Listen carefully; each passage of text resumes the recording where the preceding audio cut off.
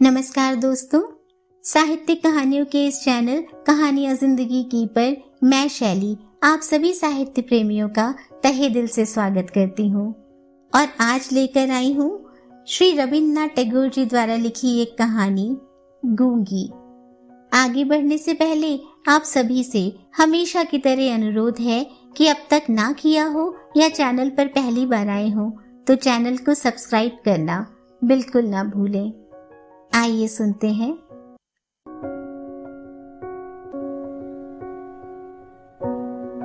जब कन्या का नाम सुभाषिनी रखा गया था तब कोई यह नहीं जानता था कि वह गूंगी होगी। इसके पहले उसकी दो बड़ी बहनों के सुकेशिनी और सुहासिनी नाम रखे जा चुके थे। इसी से तुकबंदी मिलाने के लिए उसके पिता ने छोटी पुत्री का नाम रख दिया सुभाषिनी। अब केवल सब उसे सुबह ही कहकर बुलाते हैं। काफी खोज और खर्च के बाद दोनों बड़ी लड़कियों के हाथ पीले हो चुके हैं और अब छोटी लड़की सुबह माता पिता के हृदय के नीरव बोझ की तरह घर की शोभा बढ़ा रही है। जो बोल नहीं सकती वह सब कुछ महसूस कर सकती है। यह बात सबकी समझ में नहीं आती और इसी से सुबह के सामने ही सब उसके मुस्तकबिल के बारे में तरह तरह की चिंता फिक्र की बातें किया करते हैं। किंतु खुद सुबह इस बात को बचपन से ही समझ चुकी है कि उसने विधाता के शाप के वशीभूत होकर ही इस घर में जन्म लिया है। इसका फल यह निकला कि वह हमेशा अपने को सब परिजनों की नजर से बचाए रखने का प्रयत्न करने लगी। वह मन ही मन सोचने लगी कि उसे सब भूल जाए तो अच्छा है, लेकिन जहाँ पीड़ा है उस जगह को क्या कभी कोई भूल सकता है। माता पिता के मन में वह हर वक्त पीड़ा की तरह जीती जागती बनी रहती है। विशेषकर उसकी माता उसे अपनी ही किसी गलती के रूप में देखती हैं, क्योंकि प्रत्येक माता पुत्र की अपेक्षा पुत्री को कहीं अधिक अपने अंश के रूप में देखती है और पुत्री में किसी प्रकार की कमी होने पर उसे अपने लिए मानो खास रूप से शर्मनाक बातें समझती है। सुभा के पिता वाणीकंठ तो सुभा को अपनी दोनों पुत्रियों की बनिस्बत कुछ अधिक ही प्यार करते हैं, पर माता उसे अपने गर्भ का कलंक समझकर उससे नाराज ही रहती है। सुभा को बोलने की जुबान नहीं है, पर उसकी लंबी लंबी पलकों में दो बड़ी बड़ी काली आंखें जरूर हैं और उसके होंठ तो मन के भावों के जरा से संकेत पर नए पल्लव की तरह कांप कांप उठते हैं। वाणी द्वारा हम जो अपने मन के भाव प्रकट करते हैं उसको हमें बहुत कुछ अपनी कोशिशों में गढ़ लेना पड़ता है। बस कुछ अनुवाद करने के जैसा ही समझिए, और वह हर समय ठीक भी नहीं होता। ताकत की कमी से अक्सर भूल हो जाती है, लेकिन सुंदर जैसी आंखों को कभी कुछ भी बदलना नहीं पड़ता। मन अपने आप ही उन पर छाया डालता रहता है। मन के भाव अपने आप ही उस छाया में कभी फैलते और कभी सिकुड़ते हैं। कभी कभी आंखें चमक दमक कर जलने लगती हैं और कभी उदासीनता की कालिमा में बुझ सी जाती हैं। कभी डूबते हुए चंद्रमा की तरह टकटकी लगाए न जाने क्या क्या देखती रहती हैं, तो कभी चंचल दामिनी की तरह ऊपर नीचे इधर उधर चारों ओर बड़ी तेजी से छिटकने लगती हैं। और विशेषकर मुंह के भाव के सिवा जिसके पास जन्म से ही और कोई भाषा नहीं, उसकी आंखों की भाषा तो बहुत उदार और असीमित गहरी होती ही है।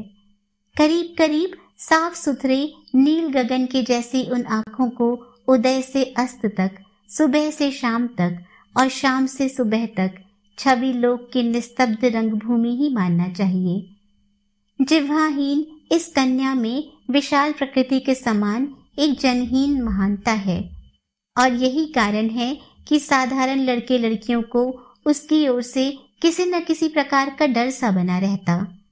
उसके साथ कोई खेलता नहीं। वह नीरव दुपहिया के समान शब्दहीन और संगहीन एकांतवासी बनी रहती।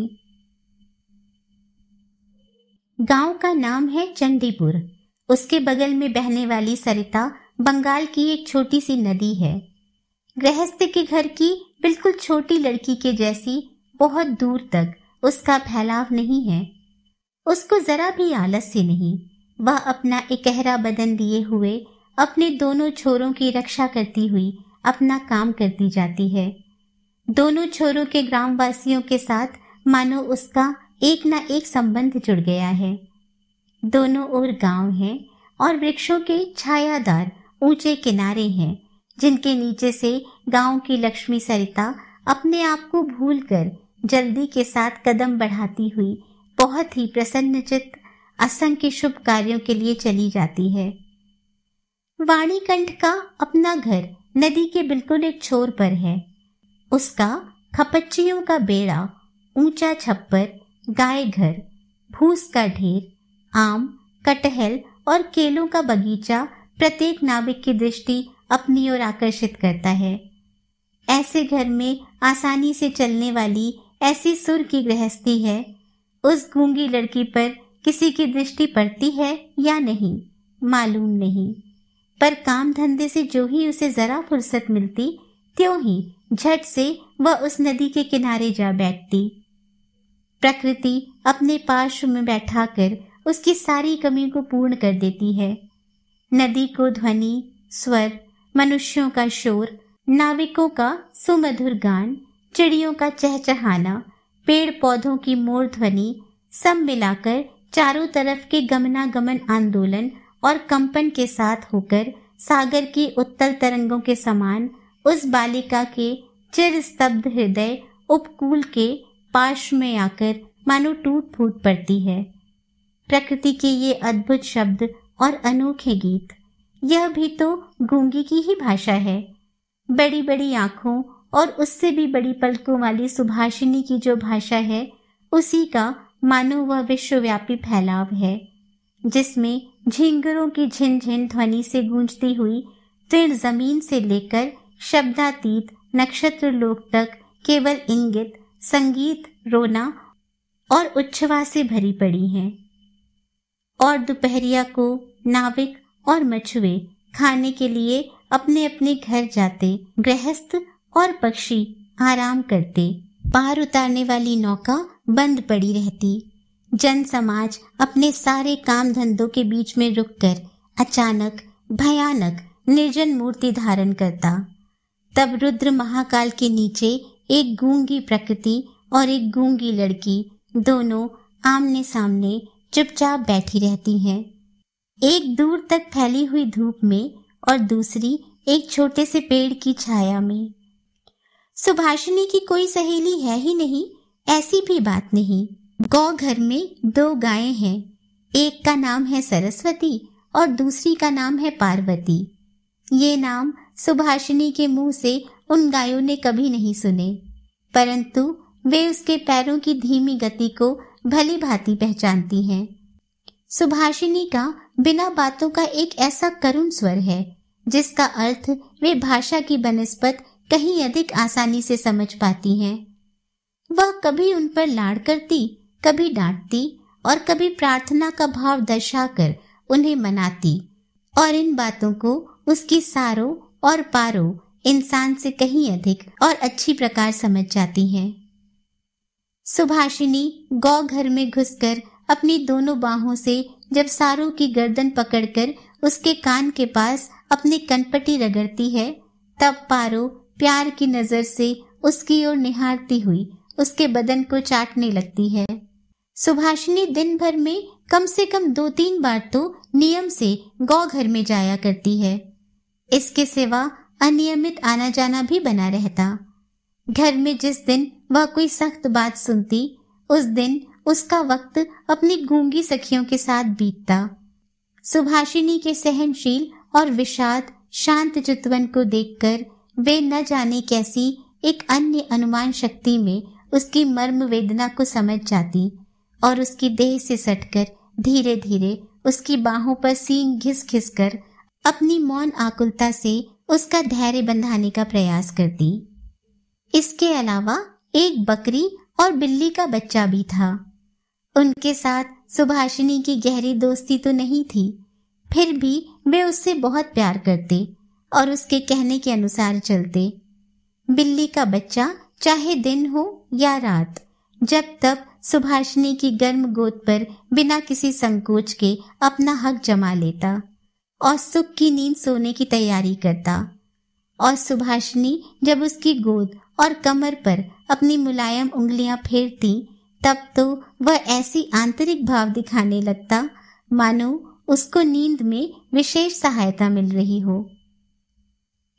ऊंची श्रेणी के प्राणियों में सुभाषिनी को और भी एक दोस्त मिल गया था, किंतु उसके साथ उसका ठीक कैसा संबंध था इसकी पक्की खबर बताना कठिन है, क्योंकि उसके बोलने की जिह्वा है और वह गूंगी है, अतः दोनों की भाषा एक नहीं थी। वह गोसाइयों का छोटा लड़का प्रताप था। प्रताप बिल्कुल आलसी और निकम्मा था। उसके माता पिता ने बड़े प्रयत्नों के उपरांत इस बात की उम्मीद तो बिल्कुल छोड़ दी थी कि वह कोई कामकाज करके घर गृहस्थी की कुछ सहायता करेगा। निकम्मों के लिए यह बड़ी खुशकिस्मत बात है कि परिजन उस पर बेशक नाराज रहें, पर बाहरी जनों के लिए वे अक्सर स्नेह पात्र होते हैं। कारण किसी खास काम में ना फंसे रहने से वे सरकारी मिल्कियत से बन जाते हैं। नगरों में जैसे घर के बगल में या कुछ दूर पर एक आध सरकारी बगीचे का रहना जरूरी है, वैसे ही गांव में दो चार निठल्ले निकम्मे सरकारी इंसानों का रहना आवश्यक है। काम धंधे में, हास परिहास में, और जहां कहीं भी एक आध कमी देखी, वहीं वे चट से हाथ के पास ही मिल जाते हैं। प्रताप की खास रुचि एक ही है, वह मछली पकड़ने का बहुत शौकीन है। इससे उसका बहुत सा समय आसानी के साथ कट जाता है। तीसरे पहर सरिता के तीर पर बहुधा वह इस काम में तल्लीन दिखाई देता और इसी बहाने सुभाषिनी से उसकी मुलाकात हुआ करती थी। चाहे किसी भी काम में हो, पार्श्व में एक हमजोली मिलने मात्र से ही प्रताप का हृदय खुशी से नाच उठता। मछली के शिकार में मौन साधी ही सबसे अच्छा माना जाता है, अतः प्रताप सुभाषिनी की खूबी को जानता है और इज्जत करता है। यही कारण है कि और सब तो सुभाषिनी को सुभा कहते हैं, किंतु प्रताप उससे और भी प्यार भरकर सुभा को सू कहकर पुकारता। सुभाषिनी इमली के पेड़ के नीचे बैठी रहती और प्रताप पास ही जमीन पर बैठा हुआ नदी के जल में कांटा डालकर उसी की तरफ निहारता रहता। प्रताप के लिए उसकी तरफ से रोजाना एक पान का बीड़ा बंधा हुआ था और उसे स्वयं वह अपने हाथ से लगा कर लाती। और शायद बहुत देर तक बैठे बैठे देखते देखते उसकी इच्छा होती कि वह प्रताप की कोई खास सहायता करे, उसके किसी काम में मदद कर दे। उसके ऐसा मन में आता कि वह किसी प्रकार यह बता दे कि संसार में वह भी एक कम आवश्यक प्राणी नहीं, लेकिन उसके पास ना तो कुछ करने को था और ना ही वह कुछ कर ही सकती थी। तब वह मन ही मन भगवान से ऐसी अलौकिक ताकत के लिए विनती करती जिससे वह जादू मंत्र से चट से ऐसा कोई चमत्कार दिखा सके जिसे देखकर प्रताप चकित रह जाए और कहने लगे, अच्छा सू में यह करामात, मुझे क्या मालूम था। मान लो सुभाषिनी यदि जलपरी होती और धीरे धीरे जल में से निकलकर सर्प के माथे की मणि घर पर रख लेती और प्रताप अपने उस छोटे से धंधे को छोड़कर मणि को पाकर जल में डुबकी लगाता और पाताल में पहुंचकर देखता कि रजत प्रासाद में स्वर्ण जड़ित सिंहासन पर कौन बैठी है, और अचंभे से मुंह खोलकर कहता, अरे या तो अपने वाणीकंठ के घर की वही गूंगी छोटी कन्या है सू। मेरी सू आज मड़ियों से जड़ित गंभीर निस्तब्ध पातालपुरी की एकमात्र जलपरी बनी बैठी है। तो क्या यह बात हो ही नहीं सकी? क्या यह बिल्कुल असंभव ही है? हकीकत में कुछ भी असंभव नहीं, लेकिन फिर भी सू प्रजा शून्य पातालपुरी के राजघराने में जन्म न लेकर वाणीकंठ के घर पैदा हुई है और इसीलिए वह आज गोसाइयों के घर के लड़के प्रताप को किसी प्रकार के आश्चर्य से चकित नहीं कर सकती। सुभाषिनी की उम्र दिन प्रतिदिन बढ़ती ही जा रही है। धीरे धीरे मानो वह अपने आप को महसूस कर रही है, मानो किसी एक पूर्णिमा को किसी सागर से एक ज्वार सा आकर उसके अंतर को किसी एक नवीन अनिर्वचनीय चेतना की ताकत से भर भर देता है। अब मानो वह अपने आप को देख रही है, अपने बारे में कुछ सोच रही है, कुछ पूछ रही है, लेकिन कुछ समझ नहीं पाती। पूर्णिमा की गाढ़ी रात में उसने एक दिन धीरे से कमरे के झरोखे को खोलकर भय से भरपूर हालत में मुंह निकालकर बाहर की ओर देखा कि पूर्णिमा प्रकृति भी उसके जैसी सोती हुई दुनिया पर अकेली बैठी हुई जाग रही है। वह भी जवानी के उन्माद से, आनंद से, विषाद से, असीम नीरवता की आखिरी परिधि तक, यहाँ तक कि उसे भी पार करके चुपचाप स्थिर बैठी है। एक शब्द भी उसके मुख से नहीं निकल रहा है, मानो इस स्थिर निस्तब्ध प्रकृति के एक छोर पर उससे भी स्थिर और उससे भी निस्तब्ध एक भोली लड़की खड़ी हो। इधर कन्या के विवाह की चिंता में माता पिता बहुत व्याकुल हो उठे हैं और गांव के लोग भी यत्र तत्र निंदा कर रहे हैं। यहाँ तक कि जाति विच्छेद कर देने की भी अफवाह उड़ी हुई है। वाणीकंठ की आर्थिक दशा वैसे अच्छी है, खाते पीते ऐशो आराम से हैं और इसी कारण इनके शत्रुओं की भी गिनती बहुत अधिक है। स्त्री पुरुषों में इस बात पर बहुत कुछ सलाह मशविरा हुआ। कुछ दिनों के लिए वाणीकंठ गांव से बाहर परदेश चले गए। अंत में एक दिन घर लौटकर पत्नी से बोले, चलो कलकत्ते चलें। कलकत्ता जाने की तैयारियां पूरे जोर शोर से होने लगी। कोहरे से ढके हुए सवेरे के समान सुबह का सारा अंतःकरण आंसुओं की भाप से ऊपर तक भर आया। भावी आशंका से डरकर कुछ दिनों से गूंगे पशु की तरह लगातार अपने माता पिता के साथ रहती और अपनी बड़ी बड़ी आंखों से उनके मुख की ओर देखकर मानो कुछ समझने की कोशिश किया करती, पर वे उसे कोई भी बात समझाकर बताते ही नहीं थे। इसी बीच में एक दिन तीसरे पहर किनारे के समीप मछली का शिकार करते हुए प्रताप ने हंसते हंसते पूछा, क्यों रीसू, मैंने सुना है तेरे लिए वर मिल गया है, तू विवाह करने कलकत्ता जा रही है, देखना कहीं हम लोगों को भूल मत जाना। इतना कहकर वह जल की ओर देखने लगा। तीर से घायल हिरनी जैसे शिकारी की तरफ ताकती और आंखों ही आंखों में वेदना प्रकट करती हुई कहती रहती है, मैंने तुम्हारा क्या बिगाड़ा था। सुबह ने लगभग वैसे ही प्रताप की ओर देखा। उस दिन वह पेड़ के नीचे नहीं बैठी। वाणीकंठ जब बिस्तर से उठकर धूम्रपान कर रहे थे, सुबह उनके चरणों के पास बैठकर उनके मुंह की ओर देखती हुई रोने लगी। अंत में बेटी को ढाढ़स और सांत्वना देते हुए पिता के सूखे हुए कपोलों पर आंसुओं की 2 बूंदें ढुलक पड़ी। कल कलकत्ता जाने का शुभ मुहूर्त है। सुबह ग्वाल घर में अपनी घनिष्ठ सहेलियों से विदा लेने के लिए गई। उन्हें अपने हाथ से खिलाकर, गले में बाह डालकर वह अपनी दोनों आंखों से खूब जी भर के उनसे बातें करने लगी। उसकी दोनों आंखें आंसुओं के बांध को न रोक सकी। उस दिन शुक्ला द्वादशी की रात थी। सुबह अपनी कोठरी में से निकलकर उसी जाने पहचाने नदी किनारे के कच्चे घाट के पास घास पर औंधी लेट गई, मानो वह अपनी और अपनी गूंगी जाति की पृथ्वी माता से अपनी दोनों बाहों को लिपटाकर कहना चाहती है, तू मुझे कहीं के लिए मत विदा कर माँ, मेरे समान तू मुझे अपनी बाहों से पकड़े रख, कहीं विदा मत कर।